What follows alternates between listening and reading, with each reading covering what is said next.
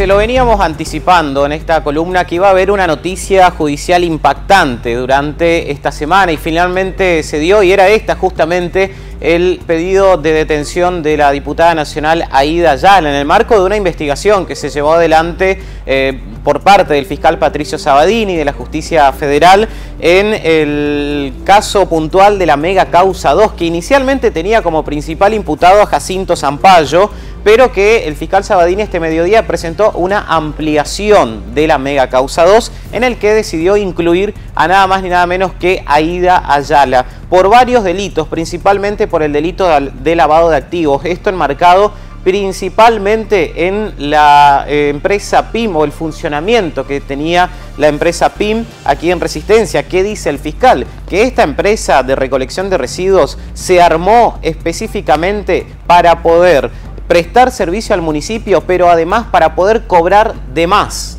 y de esta manera obtener fondos del Estado para sus propietarios, y él considera que entre los propietarios Aída Ayala, Jacinto Sampayo tendrían también algún tipo de beneficio. El doctor Sabatini, en su ampliación y en su requisitoria de instrucción que presentó hoy a la doctora Zunilda Nirenberger, detalla puntualmente justamente cómo fue el proceso de selección de la empresa PIM. Fue la única empresa que se presentó para prestar el servicio de recolección de residuos. Se hizo una adjudicación casi inmediata, dice el doctor Sabatini en su requisitoria, y además dice que una vez que es adjudicada esta empresa, comienza a verificarse la transferencia de acciones a los verdaderos dueños y responsables y al mismo tiempo personas interpuestas por Aída Ayala y Jacinto Sampayo. Dice Sabatini, tenemos así que fue la entonces intendenta quien efectuó un llamado de licitación a los apuros sin dar intervención al Consejo Deliberante y asegurándose al mismo tiempo no contar con objeción por parte del sindicato que está a cargo de Jacinto Sampayo, quien a través de otras personas se convirtió en socio de la empresa PIM, Sociedad Anónima, y de la ingeniera Aída Ayala. El doctor Sabatini puntualiza también que una vez que se terminó el mandato de Aída Ayala, el contrato que se había firmado tenía que continuar porque era por 8 años y que se renegoció el contrato reduciendo notablemente la cantidad de millones de pesos que se estaba pagando. Esto es un dato no menor porque allí obviamente el doctor Sabatini dice se contrapone la gestión anterior con la actual y la cantidad de millones que desembolsaba el municipio en una gestión y en otra. Vamos a avanzar puntualmente en las acusaciones que ha hecho el doctor Sabatini en esta causa. A la ingeniera Aída Ayala la acusa de lavado de dinero agravado por habitualidad, por ser miembro de una banda y funcionario público en calidad de autor, dice el doctor Sabatini. Elsa, Miguel, si ustedes tienen alguna consulta, interrúmpanme nomás. Vamos a tratar de explicar todo esto que es bastante complejo, porque realmente la requisitoria contiene muchos elementos y bueno, vamos a tratar de resumirlo. Se le acusa a Aída Ayala también de los delitos precedentes al lavado de activos. Aquí tenemos que hacer la diferencia. El lavado de activos es del fuero federal. Los delitos precedentes en su gran mayoría son del fuero provincial, es decir, tendría que investigar la justicia provincial y allí comienza otra vez el choque, ¿no?, de fueros de la provincia y la justicia federal.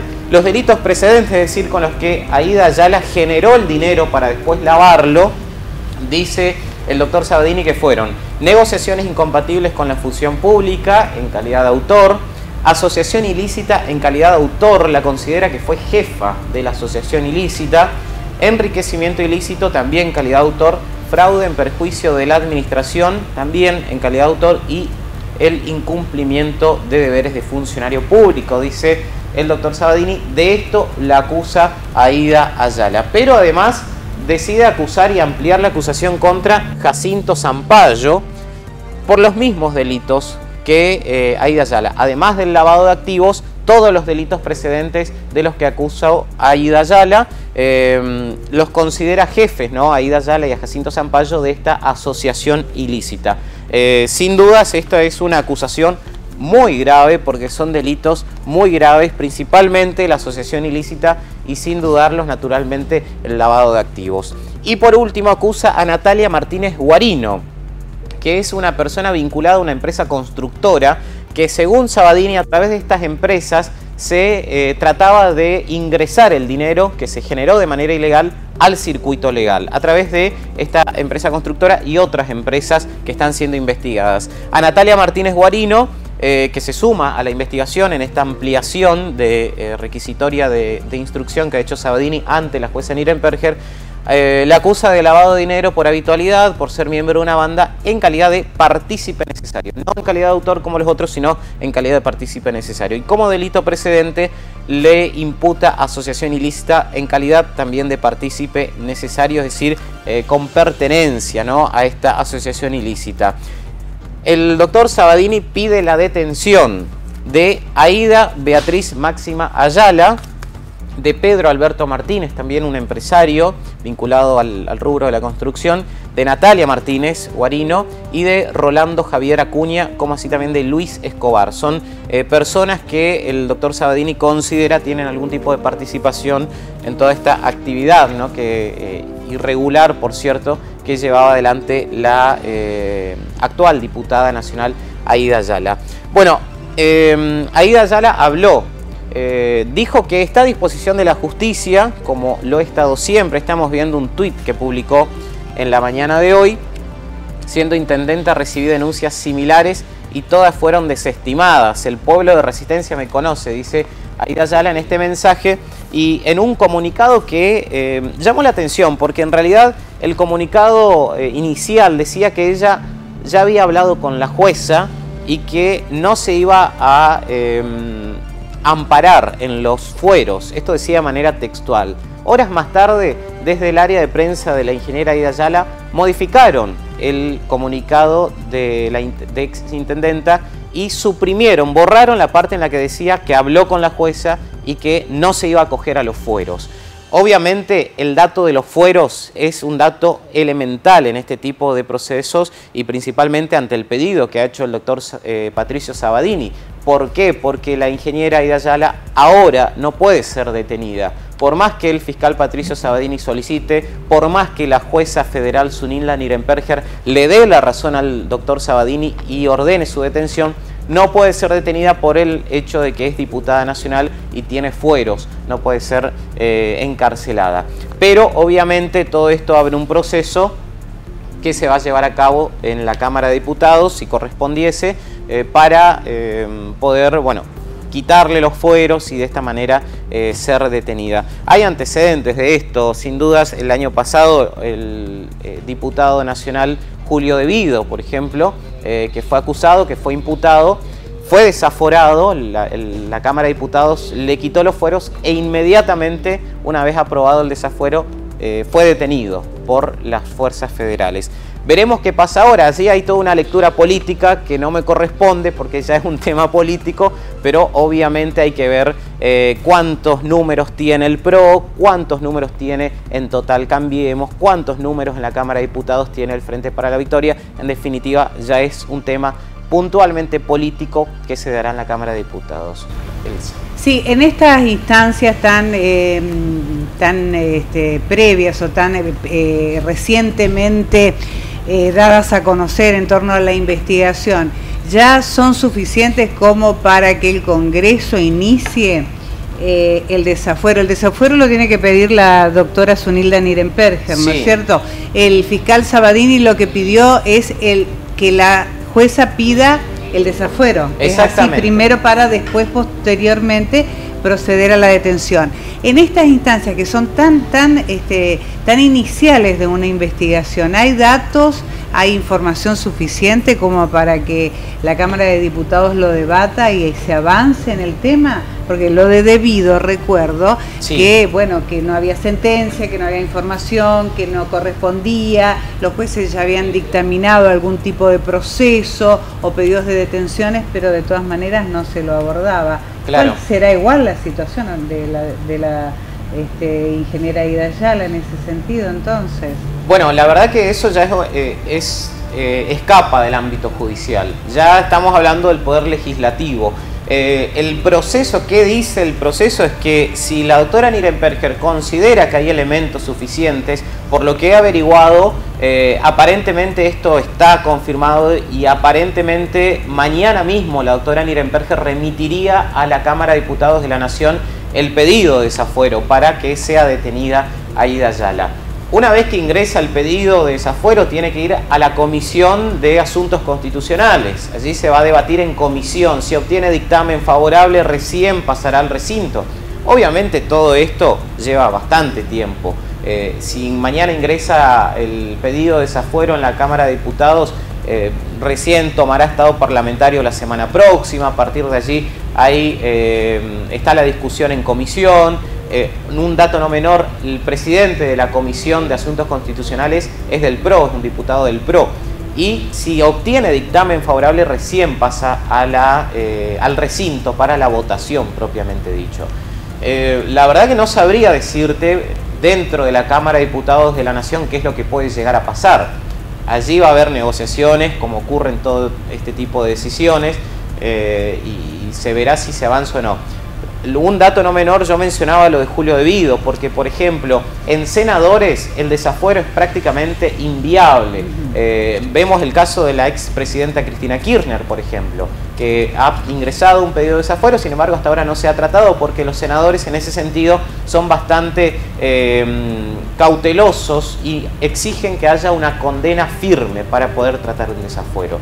De hecho, el expresidente Carlos Menem, que es actual senador, está con condena no firme y sigue siendo senador de la Nación.